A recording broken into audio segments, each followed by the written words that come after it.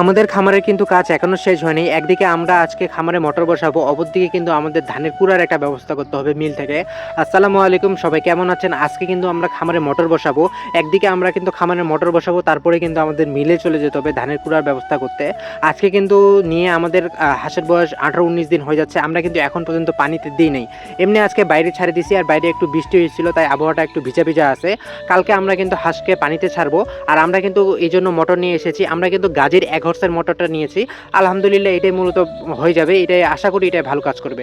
আমরা কিন্তু টিউবওয়েলের সাথে সোজা একদম মোটর লাগিয়ে দিব, কারণ কারেন্ট থাকলে আমরা মোটর চালাবো, কারেন্ট না থাকলে টিউবওয়েল চালাবো। তার পাশাপাশি মোটরটা 1 ঘন্টার মধ্যে সেট হয়ে গেছে আলহামদুলিল্লাহ। আর মোটরটা কিন্তু চলতেছে আলহামদুলিল্লাহ, সুন্দর মতো পানি বের হচ্ছে। এই মোটরের পানি দিয়ে আমরা মূলত এই হাউসটা ভর্তি করব। এই হাউসটাতে মূলত 20,000 লিটারের মতো পানি ধরতে পারে, মানে আনুমানিক। তার পাশাপাশি আমরা যে হাঁসের জন্য যে উঠার একটা ব্যবস্থা করছিলাম, সেটা কিন্তু প্রচণ্ড মজবুত হয়েছে। এখানে মানুষ পর্যন্ত এক দিক থেকে আরেক দিক যাইতে পারতেছে।